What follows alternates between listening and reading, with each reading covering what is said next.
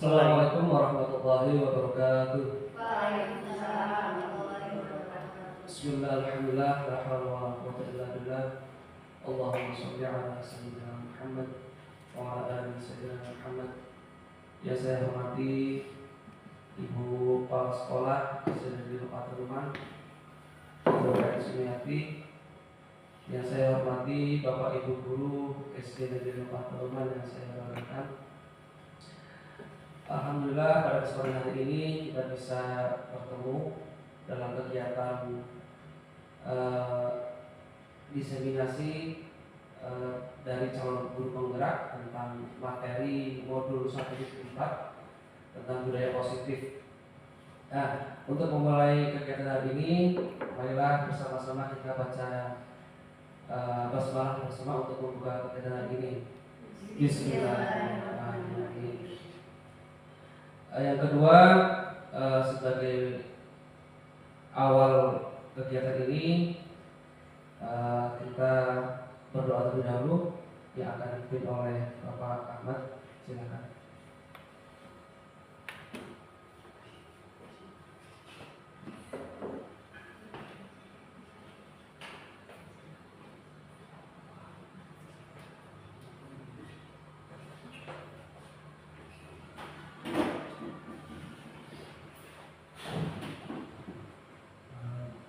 Cek.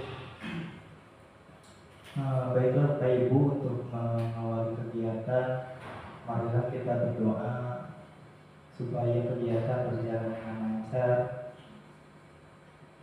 Bismillahirrahmanirrahim.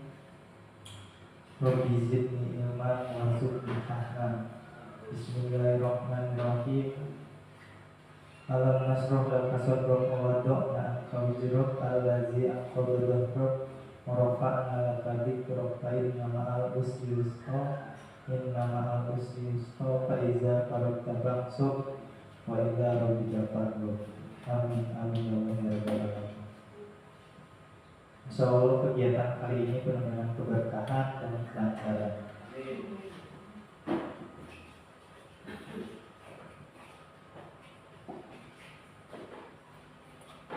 Untuk acara yang berikutnya yaitu sambutan dari Ibu Kepala Sekolah, kami persilakan Ibu Sumiati.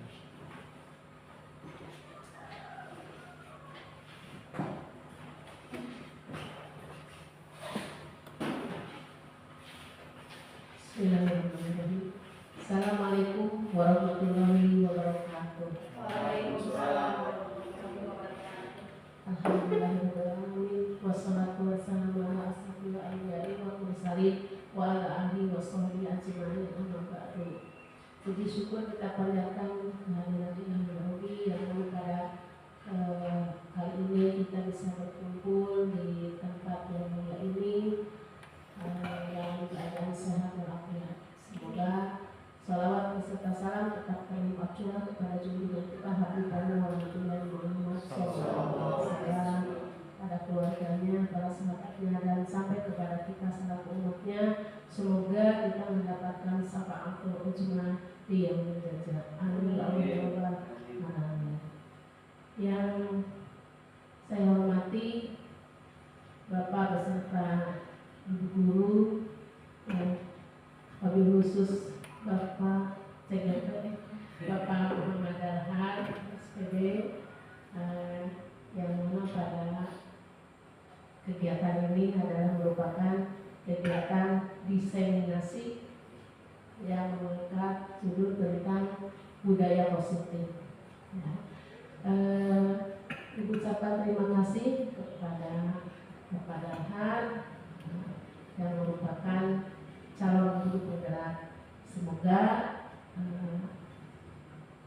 mendapatkan kesehatan, sukses selalu, ya, bisa menjalankan atau melaksanakan kegiatan ini dengan lancar. Dan untuk Ibu dan Bapak guru yang lain, semoga ada tergerak ya. Karena ini juga padahal juga sudah tergerak untuk mengikuti kegiatan calon guru penggerak ini baru calon katanya ya, belum menjadi guru penggerak, tapi nanti insya Allah menjadi guru penggerak yang bisa menggerakkan kegiatannya ya. Semoga kegiatan ini bisa berjalan dengan lancar dan sukses selalu untuk kita semua. Demikian sambutan dari saya. Mohon maaf apabila ada kekurangannya dan terima kasih atas perhatiannya. Billahi taufiq wal hidayah. Wassalamualaikum warahmatullahi wabarakatuh. Waalaikumsalam warahmatullahi wabarakatuh.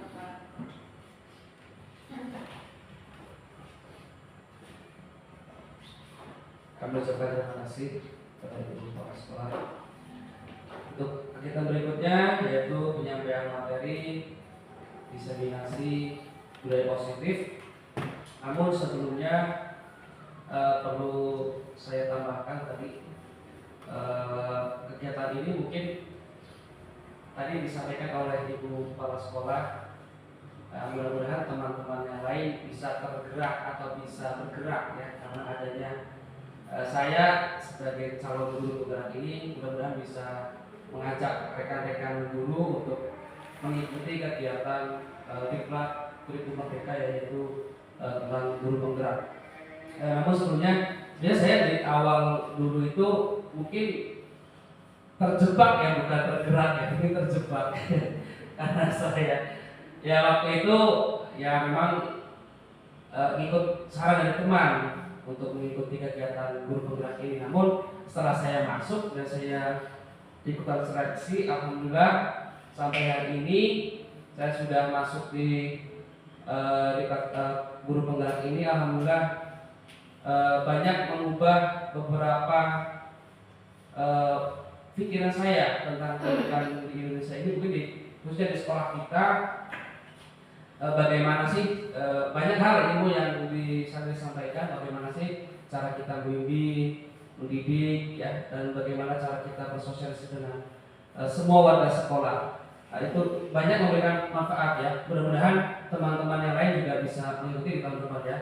Karena informasinya ini tahun yang angkatan 12 ini akan dimulai pada bulan Agustus. Cuman saya belum ngecek kembali, mungkin teman-teman nanti bisa dicek untuk pendaftarannya, sudah bisa diakses gitu. Silakan bagi teman-teman. Nah itu ya. Kemudian kita masuk ke acara inti yaitu diseminasi yang akan diwali oleh saya sendiri. Ini merangkap ya, jadi MC juga berarti ini. Ya, pada kegiatan kali ini tugas dari calon guru penggerak adalah untuk menyampaikan hasil pembelajarannya selama mengikuti kegiatan dekat guru penggerak pada awal modul sampai ya modul 1.4 ini umumnya ya, khususnya di modul 1.4 tentang budaya positif. Namun untuk memulai materi ini saya akan mengajak Bapak Ibu untuk melakukan speaking mungkin ya, sebagai mungkin enggak, biar nggak terlalu tegang ini, kayaknya tegang banget ini.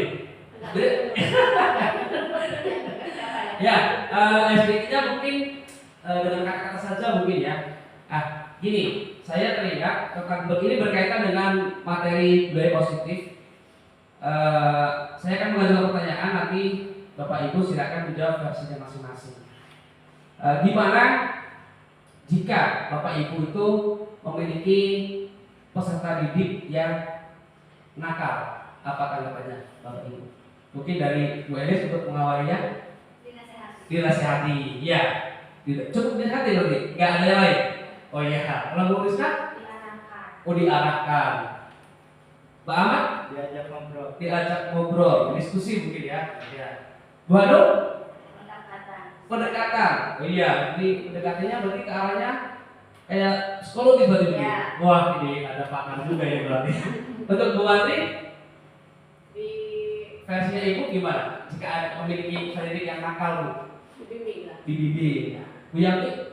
Dibimbing, dinasehati, diarahkan. Oh, diarahkan. Oh, ini cari latar belakangnya kenapa anak ini begini. Oh, begitu. Berarti nggak cuma sekedar diajak ngobrol, nggak sekedar cuma dibilang gitu, Bu.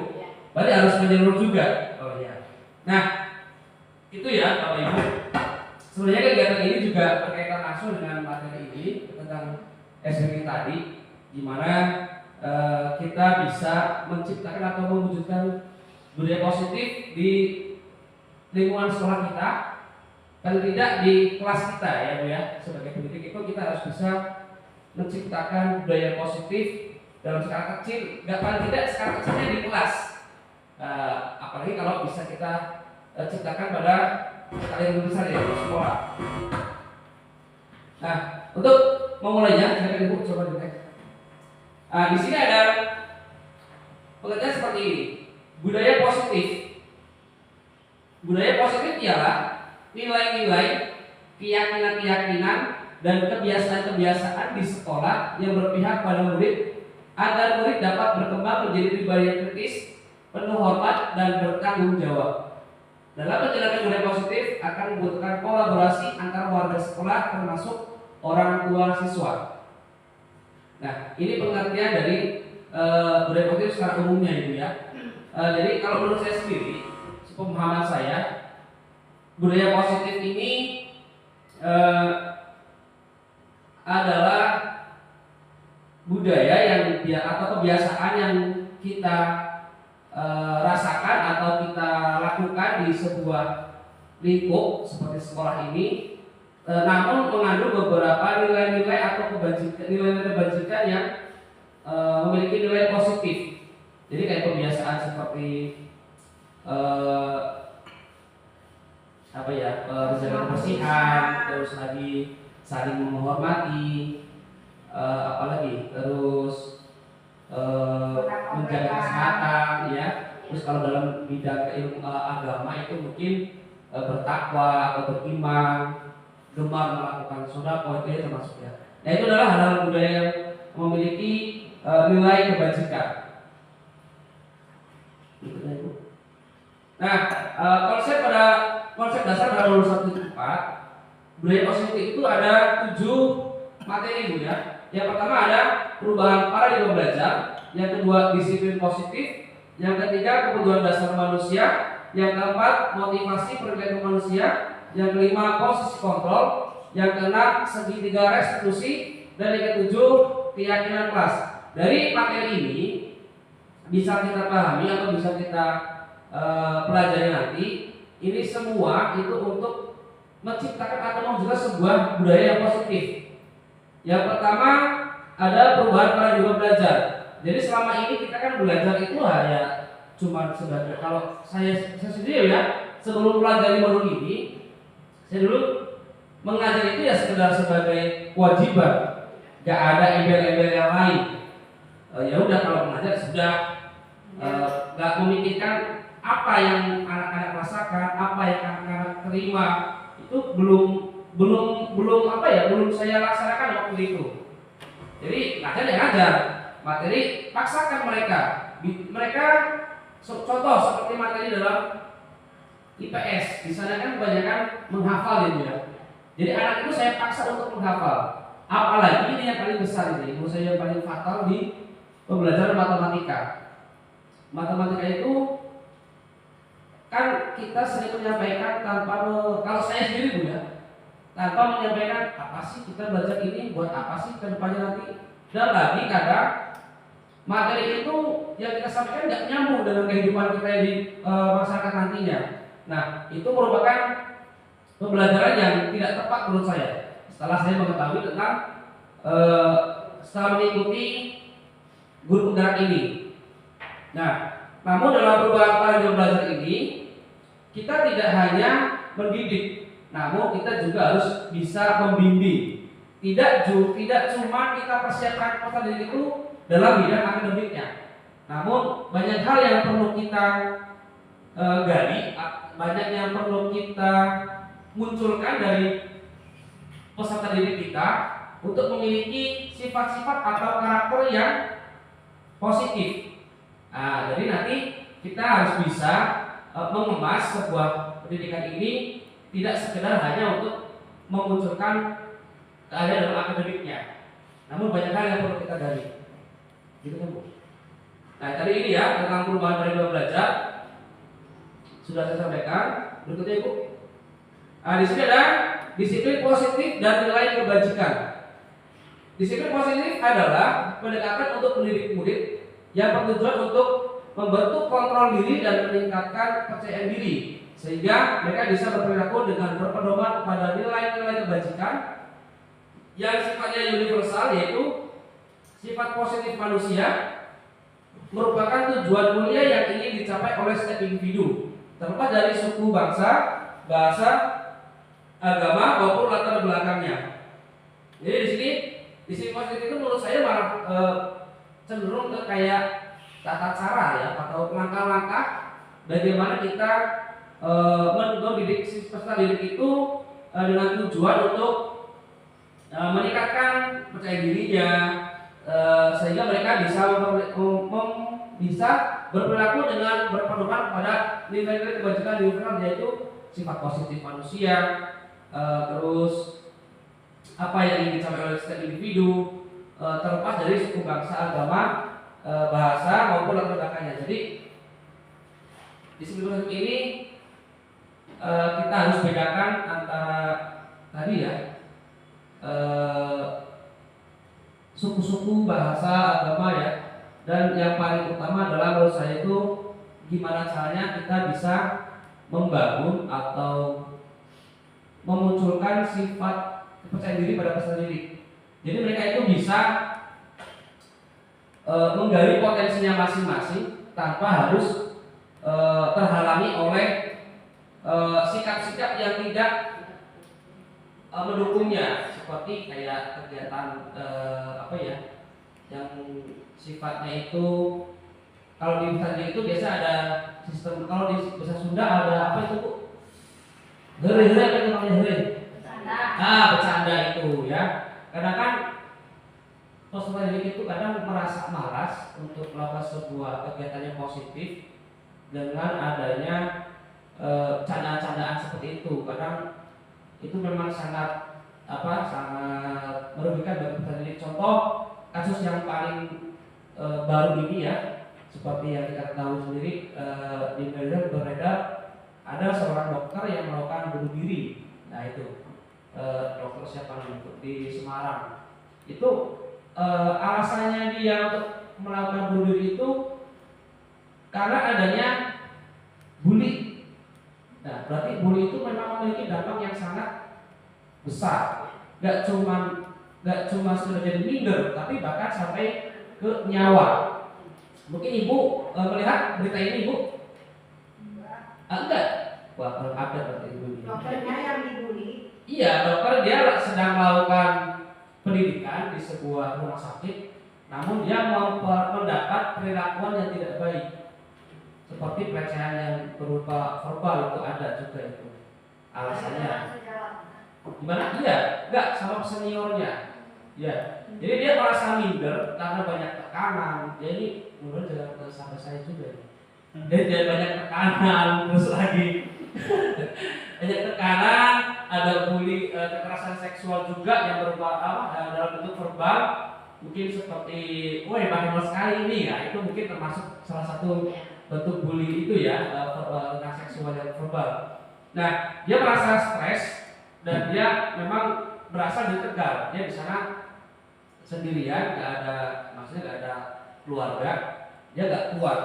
Nah, itu dia melakukan bunuh diri dengan cara apa itu kemarin itu menyuntikkan kayak jenis obat yang terlarang. Nah itu mungkin salah satu contoh. Sebenarnya tidak cuma dokter ya, banyak juga, bahkan ada, saya pernah dengar itu peserta didik usia SD itu pernah melakukan bunuh diri.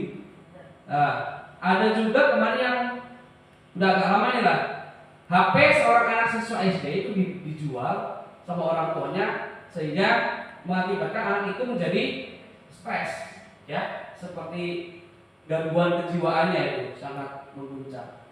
Nah, dalam kegiatan disiplin positif ini, mudah-mudahan nanti setelah kita lakukan beberapa langkah bisa mengurangi hal-hal negatif seperti ini ya. Untuk positifnya pasti banyak positifnya. Nantinya bisa mendukung perkembangan peserta didik di sekolah kita. Berikutnya Ibu. Nah, ini motivasi perilaku manusia. Motivasi yang paling dasar pada perilaku manusia diantaranya untuk yang pertama ada menghindari ketidaknyamanan atau hukuman. Yang kedua, untuk mendapatkan imbalan atau penghargaan. Dan yang ketiga, motivasi untuk menjadi orang yang merdeka, ingin dan menghargai diri sendiri dengan nilai yang mereka percayai. Jadi setiap tindakan yang dilakukan oleh manusia itu memiliki dasar ini, Bu, ketiga ini. Ya, kenapa saya kok seperti ini? Kenapa saya datang ke sekolah sering terlambat? Itu pasti punya alasan-alasan yang mendasar. Mungkin karena ada satu tidak kenyamanan ya. Ya saya merasa tidak nyaman karena saya berangkatnya jauh mungkin ini ya. Jadi nggak nyaman di perjalanan. Jadi malas-malasan. Nah itu mungkin dasarnya di situ motivasi saya ya. Mudah-mudahan besok nggak diulangi lagi. Yang kedua untuk mendapatkan imbalan. Nah ini banyak. Ini kalau orang-orang biasanya mungkin sikapnya kayak dibilang nanti licik mungkin ya istilahnya. Licik apa Bu? Di sini apa mungkin?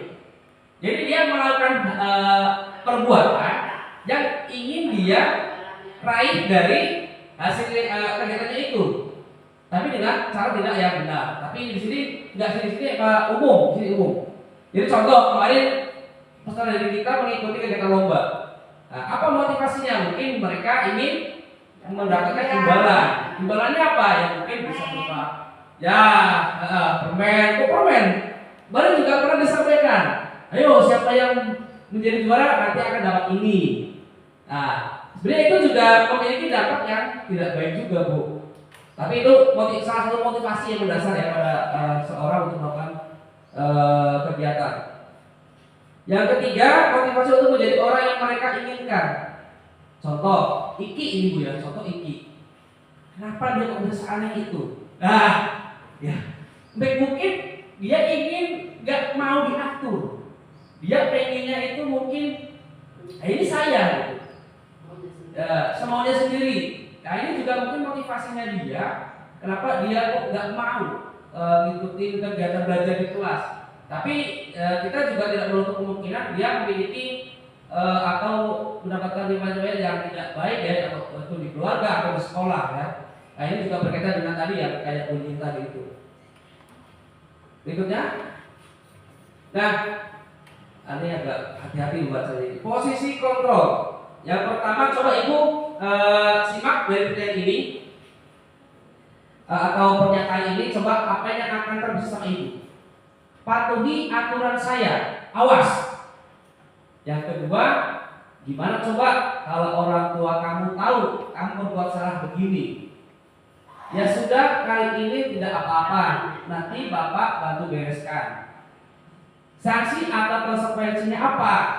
Dan yang kelima, apa rencana kamu untuk memperbaiki hal ini?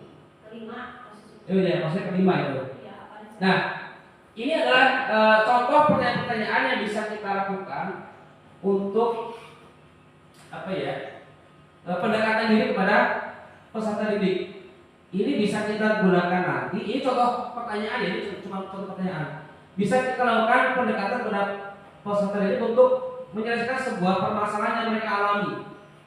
Nah, berikutnya Ibu. Iya, contoh. Nah, di sini proses kontrol kita ada yang pertama penghukum, yang kedua merasa bersalah, yang ketiga teman, yang keempat pemantau, dan yang kelima manajer. Nah, dari kelima posisi kontrol ini kita bisa memperankan diri. Di mana kita nanti itu memerankan diri itu? Contoh yang pertama ada penghukum. Seringkali ini mungkin agak sering saya sampaikan juga, enggak sampaikan kan. Sering saya alami dengan penghukuman. Contoh, siswa terlambat ke sekolah, dia karena guru itu tahu bahwa dia terlambat, datangnya siang atau bahkan mungkin kasus yang lain, mungkin kayak nakal atau apa, langsung diberi hukuman. Nah, hukuman itu pastinya akan memberikan dampak yang tidak baik untuk siswa. Ya, mungkin sementara itu siswa akan guru akan merasa tenang melihat masalah itu. Tenangnya apa? siswa sudah guru itu sudah melampiaskan kemarahannya. Jadi kalau pemukul itu cenderung ke amarah berarti Ibu ya. Kalau kita memposisikan kita sebagai penghukum. Nah ini sebenarnya kurang baik juga. Sering saya waktu dulu, tapi ini waktu dulu ya Bu ya. Pas saya masih belajar di SD, itu sering sekali mendapatkan kekerasan fisik, bahkan verbal, bahkan fisiknya itu juga saya pernah mendapatkan. Guru itu tidak tidak mau tahu apa yang menjadi alasan saya membuat sebuah kesalahan itu. Guru itu langsung memposisikan diri sebagai penghukum. Dia langsung menghakimi, kamu bersalah, kamu harus begini. Nah, ini banyak memberikan dampak yang tidak baik. Mungkin selama ini saya juga sering melakukan hal seperti ini Bu di kelas. Saya juga sudah menyelesaikan masalah seperti anak yang tidak masuk. Contoh itu si David, mungkin Ibu Hanum juga pernah ya. Dia katanya dari dulu itu setiap minggunya pasti ada saja yang tidak masuk sekolah. Nah, waktu itu kebetulan saya sudah mempelajari posisi kontrol ini tentang modul 14 ini dan dirangkai dengan nanti ada sekretaris fungsi. Waktu itu saya sama David ajak untuk ngobrol. Saya gali informasinya, cari tahu alasannya kenapa. Ternyata dia itu sering login HP di HP, bahkan sampai larut malam. Nah, di waktu itu juga yang saya heran kok kenapa orang tuanya dia nggak peduli gitu. Nah, terus saya kemarin gali informasi itu katanya sampai jam 10 malam. Nah itu kalau ukuran di anak-anak pasti sudah larut malam itu sudah pergi tidur. Namun dia masih asik bermain HP. Akibatnya apa? Akibatnya pas saat pagi dia itu susah untuk bangun. Terus saya juga aneh lagi. Setelah saya tanya, kenapa kamu kok nggak ada yang bangunin? Katanya tidak ada. Wah, itu kan juga aneh lagi kok orang tuanya bisa seperti itu juga. Kan seharusnya mereka berusaha untuk memperhatikan anaknya gimana caranya. Nah waktu itu saya memposisikan diri sebagai teman pada awalnya. Nah itu nanti kita bahas. Tapi setelah saya melakukan diskusi itu, saya arahkan dan saya bimbing. Alhamdulillah dalam minggu ini dia berangkat. Ya berangkat terus. Alhamdulillah. Gak tahu kedepannya nanti. Mudah-mudahan seterusnya. Nah itu jadi kita jangan sampai kalau bisa jangan memposisikan sebagai penghukum ya, karena itu bisa memberi dampak yang negatif kepada peserta didik. Bahkan ini yang lebih parah lagi kalau menurut saya, bisa menurunkan motivasi mereka untuk belajar. Banyak siswa yang tidak mau belajar gara-gara ada hukuman dari sekolah. Saya juga dulu pengalaman waktu di PKH seperti itu Bu. Kenapa kamu gak sekolah? Katanya pernah dimarahi sama guru. Itu ada. Tetangga pun juga ada seperti itu. Menurut saya posisi kontrol sebagai penghukum itu sebaiknya kita hindari dulu. Kalau di usia-usia sekarang. Atau kalau di jenjang berikutnya nanti mungkin bisa berbeda. Berikutnya ada merasa bersalah. Nah, pada posisi kontrol ini kita menempatkan diri sebagai penggali informasi, yang informasi itu diarahkan untuk membuat perasaan siswa ini merasa bersalah. Nah ini mungkin ada baiknya, mungkin juga ada tidak baiknya. Maksudnya contoh, kamu minta kamu membuang sampah sembarangan, itu tidak baik. Nah itu kan seakan-akan dari kalimat itu akan menimbulkan rasa salah pada diri anak itu. Dia tidak secara tidak langsung anak itu pasti akan merasa bersalah. Atau tidak mungkin gara-gara kamu sekolah kotor tuh sampah. Iya. Nah, ini sebenarnya mungkin ya ada baiknya, cuma juga ada dampak negatifnya dalam kasus besar contohnya. Contoh kasus besarnya, kenapa kamu mukul dia? Ya kan mungkin sudah berbahaya juga kalau mukul kan. Nanti gimana kalau dia dipukul, dia matanya rusak, terus kamu tanggung jawab. Nah, otomatis itu kan akan memberikan dampak psikis yang tidak baik pada seperti itu. Sebenarnya itu janganlah seperti itu. Kita bisa lakukan komunikasi yang lebih halus atau lebih bisa dipahami oleh peserta didik tanpa menyalahkan posisinya itu. Ya, ini juga sangat penting menurut saya. Perlu kita kembangkan kemampuan ini ya, posisi kita waktu dalam posisi merasa bersalah itu, kalau bisa jangan sampai memberikan dampak merasa bersalah pada peserta didik. Kenapa? Dulu saya juga mengalami hal ini. Jadi sampai sekarang pun terbayang-bayang. Dulu pernah saya diminta oleh guru untuk mengerjakan tugas di depan. Tapi tugas saya itu salah yang saya kerjakan. Dan satu kelas meneriaki. Dan ada yang ngomong juga, itu gini. Nah, dampaknya apa? Sampai sekarang saya memiliki rasa yang selalu canggung atau takut untuk melakukan hal meski itu hal yang positif. Jadi itu akan berdampak seperti itu. Gak cuma sekarang, bahkan sampai di usia dewasa anak-anak ini nanti. Nah itu berikutnya ada posisi kontrol. Oh tadi ya, itu contohnya merasa gagal dan tertekan tadi ya, merasa gagal dan tertekan. Berikutnya ada posisi kontrol sebagai teman. Nah ini dampaknya bisa positif dan juga bisa negatif. Teman, ini lagi ke saya lagi. Saya juga selama di sini, selama di SD Patung itu, sama anak itu memang suka dekat. Mungkin ibu memperhatikan nggak kalau saya itu sama anak itu dekat? Itu enggak? Dekat nggak bu? Pak, udah nggak? Bahkan ada salah satu anak itu yang hampir kayak melunjak mungkin ya. Ya karena itu kedekatan saya dengan anak-anak itu nggak saya batasi. Seharusnya nggak seperti itu seharusnya. Ya, contoh waktu saya mengambil kelas 5 tahun kemarin, Alvin ya bu ya. Nah itu Alvin.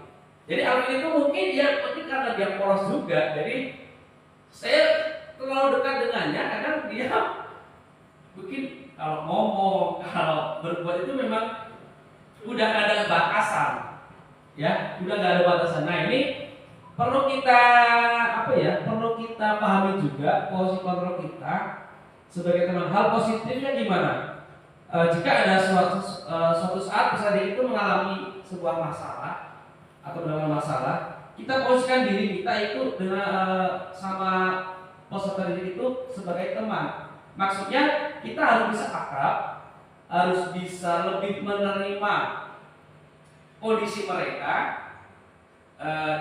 Hal ini akan membuat mereka itu merasa nyaman. Jadi Ya. kalau ada apa-apa bisa cerita langsung kita Iya. buka gitu. Ya, jadi gimana caranya posisi teman itu dimanfaatkan untuk menggali sebanyak-banyaknya informasi yang mereka alami. Itu manfaatnya dari posisi teman ini. Tapi negatifnya kayak tadi negatifnya. Jadi anak itu kadang melunjak.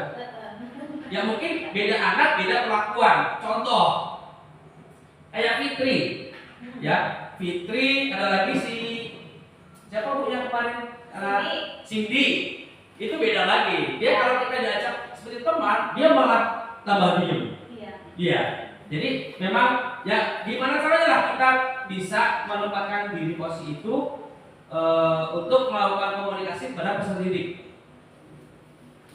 Kemudian yang keempat adalah pemantau. Nah, ini pemantau ini biasanya dalam hal bentuk formal atau konsekuensi apa itu ya? Contoh, pemantau itu kita seringkali melihat peserta didik itu bersikap yang aneh-aneh. Banyak. Ya, maksudnya bukan aneh juga, Bapak ya.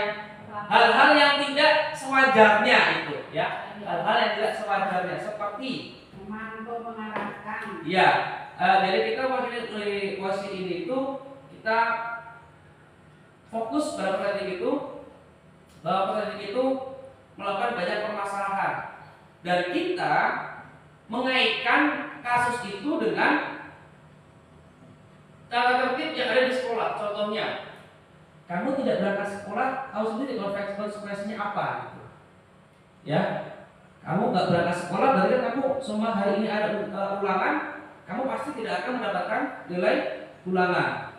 Nah, posisi pemantau ini juga harus bisa kita manfaatkan untuk memecahkan sebuah masalah pada peserta didik itu dengan baik.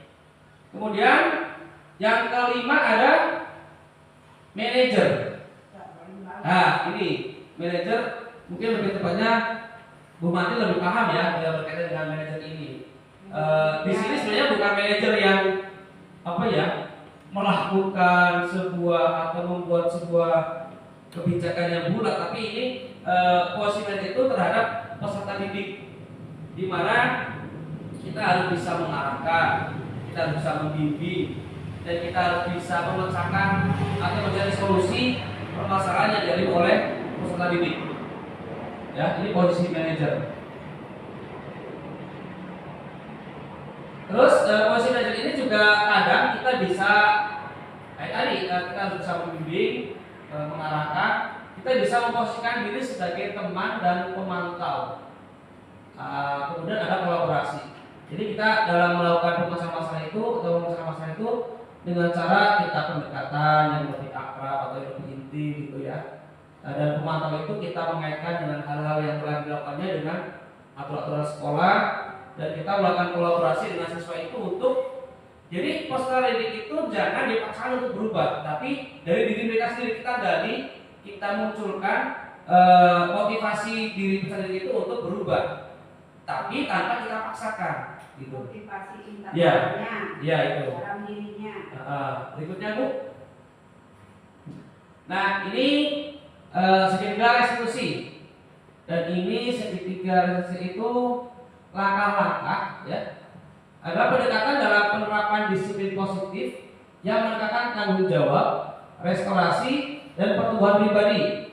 Pendekatan ini berfokus pada 3 komponen utama. Terus Bu, tidak kelihatan ini Bu ya. Ya, kita fokus ke yang segitiga biru ini Bu ya, yang 3 ini. Yang pertama ada menstabilkan identitas, terus ada validasi tindakan yang salah, kemudian menanyakan keyakinan. Nah ini 3 langkah segitiga restitusi, dan ini berkaitan erat dengan posisi kontrol tadi yang saya sampaikan. Ya itu. Yang pertama ada menstabilkan identitas. Jadi contoh seperti ini. Kayak David kemarin.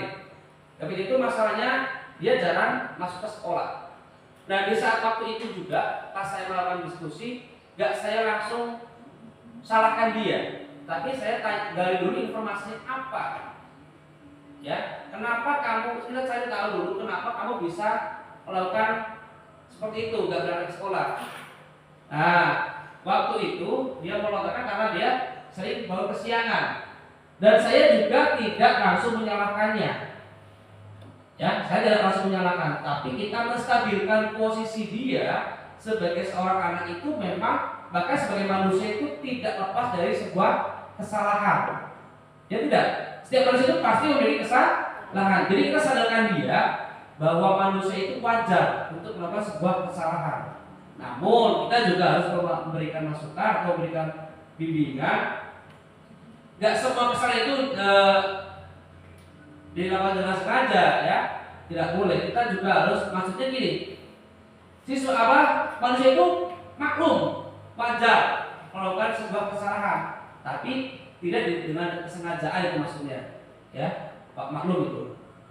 Terus yang kedua ada validasi tindakan yang salah. Nah di sini dalam validasi ini kita gali informasi yang mendasari dia melakukan kesalahan itu.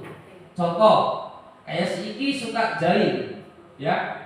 Iki suka nyoret-nyoret buku teman-temannya. Kenapa? Nah, dia itu kita gali informasinya, kesalahan-kesalahan itu benar tidak jika dilakukan. Ya, kita tanyakan ke Iki, maksudnya Iki di apa sih namanya? Susah saya menyampaikannya. direlevankan apa istilahnya? Disandingkan dengan keyakinan-keyakinan kelas kita itu dibenarkan atau tidak.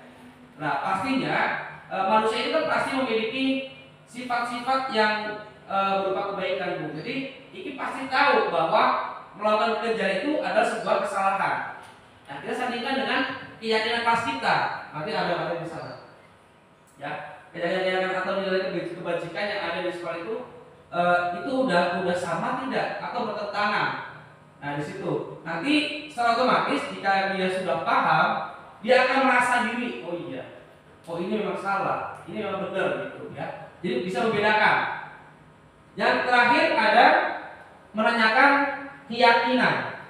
Nah, di sini di langkah yang terakhir ini setelah kita menggali informasi, yang pertama tadi melakukan menstabilkan identitasnya, terus kemudian validasi ke tindakannya, yang terakhir ini yang ketiga itu menanyakan keyakinannya.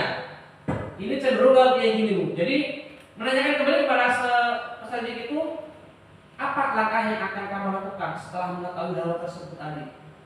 Nah, seharusnya kalau tadi langkah-langkah tadi itu berjalan dengan lancar, secara otomatis siswa itu akan mengakui kesalahannya dan akan berusaha untuk memperbaikinya dengan sendirinya. Nah, di sana kita bimbing hal apa yang akan kamu lakukan. Contoh kayak tadi si David akan berjanji tidak mengulangi lagi. Terus dengan sebagai penebus rasa salahnya itu mungkin kemarin David telah mengerjakan tugas-tugas yang tidak dikerjakannya pas aja tidak masuk ke sekolah. Gitu. Nah, ini segera restitusi ini juga yang utama adalah keterkaitannya jangan sampai hilang. Tapi yang sudah saya alami kemarin itu saya susahnya dari langkah-langkah ketiga ini saya suka kebolak-balik. Jadi kadang saya menanyakan alasannya dulu. Kenapa? Alasannya apa? Seharusnya kan menghadirkan dulu. Ya udah nggak apa-apa kamu melakukan kayak gitu itu memang wajar kok. Semua manusia seperti itu. Nah, kemarin saya suka kebolak-balik. Ya mungkin karena baru pertama ya. Nanti kedepannya kita bareng-bareng lah belajar untuk memasakkan masalah-masalah yang ada pada titik menggunakan pendekatan ini. Insya Allah akan baik kok. Kemudian Bu. Oh iya. Nah, ini keyakinan kelas tadi yang saya singgung tadi ya. Keyakinan kelas adalah seperangkat nilai dan prinsip yang disepakati bersama oleh guru dan siswa untuk memandu perilaku dan interaksi di dalam kelas. Keyakinan kelas juga bisa diterapkan dalam membangun budaya positif di sekolah. Nah, ini mungkin ini kalau yang sudah dibikin sama Ibu, apa namanya Ibu? Keyakinan kelas. Keyakinan kelas, bukan kesepakatan. Boleh sama sih. Oh, sama. Ya, itu waktu itu apa sih ya? Keyakinan kelas Bu, benar? Iya. Sudah ada waktu Ibu. Karena ini waktu bikin itu tugas yang aksi nyata, ya. keyakinan dalam garis miring kesepakatan bahwa Oh, kesepakatan sama mungkin ya. Iya, sama. Mungkin Bapak Ibu udah paham dengan keyakinan kelas ini ya.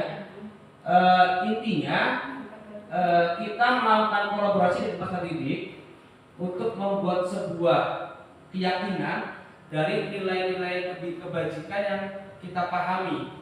Contoh seperti menjaga kebersihan, ya tidak? Itu juga salah satu contoh keyakinan yang bisa kita diskusikan dengan peserta didik. Namun dalam pembuatannya atau perancangannya itu diusahakan dalam kalimat-kalimatnya itu tidak menggunakan istilah-istilah tidak, kita hilangkan itu ya, tapi kita cenderung menggunakan kata yang lebih halus tadi seperti selalu bersih ya, menjaga kebersihan. Itu kan artinya seperti tidak membuang sampah pada sembarangan ya, sembarangan, tapi kita bikin dengan secara terhalus menjaga kebersihan. Nah, dalam diskusi itu pun kita harus melibatkan aktif peserta didik. Iya. Jadi kita gali. Yang bikin kan anak. Iya. Anak-anak itu kita ajak untuk memunculkan ide-idenya. Namun kita juga harus kita harus membatasi pada nilai-nilai yang positif. Ini kebajikan tadi ya. Itu. Nah, di sini saya ada contoh. Mungkin ibu juga sudah pernah membuat ya di kelas masing-masing. Contoh ada kayak kelas 3 ini, hormati gurumu. Berarti kan ini kan memang kalimat yang kata di sana itu tidak kontras ya, tidak berkata kotor atau sopan seharusnya itu mungkin. Tapi di bawahnya ada sopan santun, terus ada saling menyayangi, saling menolong, fokus belajar. Itu contoh yang pertama. Atau bisa juga kita gunakan lambang-lambang seperti itu ya, kayak ada lingkar atau di garisnya itu pakai lambang itu akan lebih mudah dipahami oleh peserta didik. Nah, alhamdulillah kita sudah sampai pada akhir materi. Mohon maaf jika banyak kalimat-kalimat yang memang rancu atau belum sepenuhnya saya kuasai materi ini. Namun ya dengan harapan mudah-mudahan apa yang saya sampaikan ini bisa bermanfaat bagi kita semua, terutama bagi dampaknya pada peserta didik kita ya.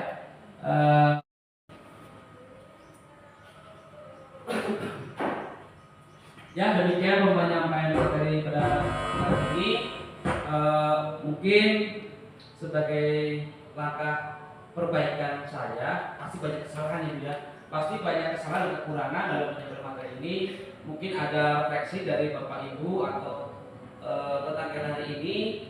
Kami persilakan mungkin dari Ibu Andri atau Ibu Yanti, kami persilakan, dan yang lain juga sebagai pembelajaran saya untuk kegiatan berikutnya nantinya. Kami persilakan Ibu. Terima kasih untuk waktunya yang telah diberikan kepada saya.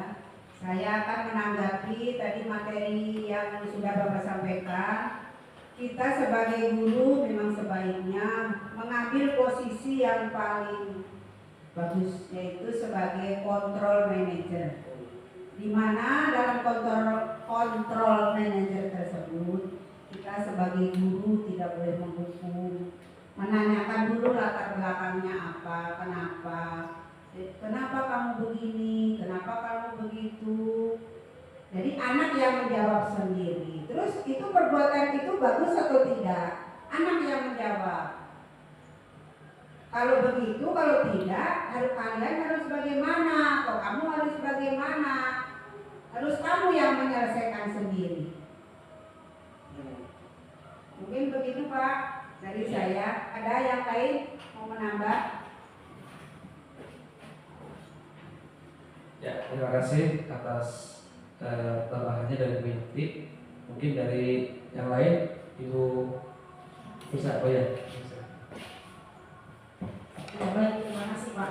Melanjutkan, mungkin terima kasih ya Pak atas materi yang telah Bapak berikan kepada saya khususnya, sehingga saya tahu bagaimana saya harus mengajar di dalam kelas.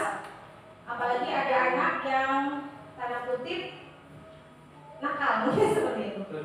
Ya, di kelas bawah, menurut pengalaman saya Pak, sekarang megang kelas 2, itu susah untuk mengungkapkan pendapat si anak itu. Seperti tadi contohnya, ada anak yang emang akademiknya itu cerdas, pintar, ya saya akui juga. Cuma dari hal akademik lain, seperti bermain sama teman-teman di luar batas jahilnya itu. Nah itu saya mau tahu harus bagaimana. Mungkin ini PR saya juga ya Pak. Saat nanti saya konsultasi ke Bapak mungkin udah ahli, udah tahu lebih ini gitu kan. Awal bagaimananya. Si anak tuh tadi awal mula ini ditanya sama saya, kenapa tidak menjawab? Ada apa tidak menjawab? Saya bingung harus ngoreknya bagaimana. Kalau misalkan masalah materi, siap, dia siap, selalu menjawab, dia selalu membuka mulut gitu. Tapi pada saat kalau dia melakukan kesalahan, diam 1000 bahasa, tidak mengeluarkan kata-kata. Saya rayu atau bagaimanapun dia tidak perlu saya salah. Cuma tidak ada ucapan satu kata-kata pun. Nah itu mungkin PR bagi saya. Harus seperti apa, bagaimana, di ranah mana mungkin tadi posisi yang harus gitu. Kan hukum tidak boleh ya, hukum tidak boleh. Kemudian kita harus tadi menurut Bapak sama Bu Yanti harus di posisi manajerial. Mungkin seperti itu Pak, itu pengalaman saya di kelas. Ya terima kasih sekali lagi atas materi kemudian penyampaian dari Bapak. Sekian. Ya, terima kasih untuk Bu Isra.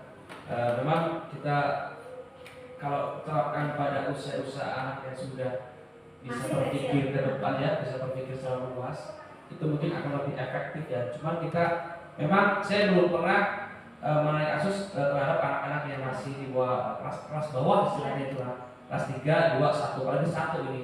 Mereka memang butuh pendekatan-pendekatan secara khusus atau lebih dekat lagi. Kita juga bisa melakukan kolaborasi Bu dengan orang tua mungkin dengan orang siswa kita. Iya, kita perlu kolaborasi dengan mereka karena mereka lah yang paling dekat dengan anak. Dia juga mereka paling paham gimana sih anak ini. Nah, kita perlu melakukan kolaborasi dan untuk kedepannya nanti bisa kita lakukan selain dengan orang tua, kita juga perlu saling mendukung ya. Kita harus saling berkolaborasi dengan rekan-rekan mahasiswa di sekolah, terutama kita perlu melakukan obrolan ya, sekedar obrolan gitu ya. Itu akan bisa mungkin akan menimbulkan ide-ide baru atau pemahaman-pemahaman baru tentang psikologi anak terutama ya. Terima kasih Ibu. Ya, sama-sama, terima kasih Pak. Ya, mungkin ada yang dari yang lain, kami persilakan masukan atau tambahan atau apalah. Mudah-mudahan bisa bermanfaat pada akhir hari ini. Sudah cukup ini. Ibu mau lagi? Ya. Terima kasih kepada Alhar yang sudah begitu gamblang ya. Sudah cukup jelas mungkin untuk kami tentang apa yang materi yang disampaikan oleh Bapak untuk budaya positif ini. Semoga kita semua bisa melaksanakannya apa yang sudah disampaikan tadi ya, materi tentang budaya positif tadi.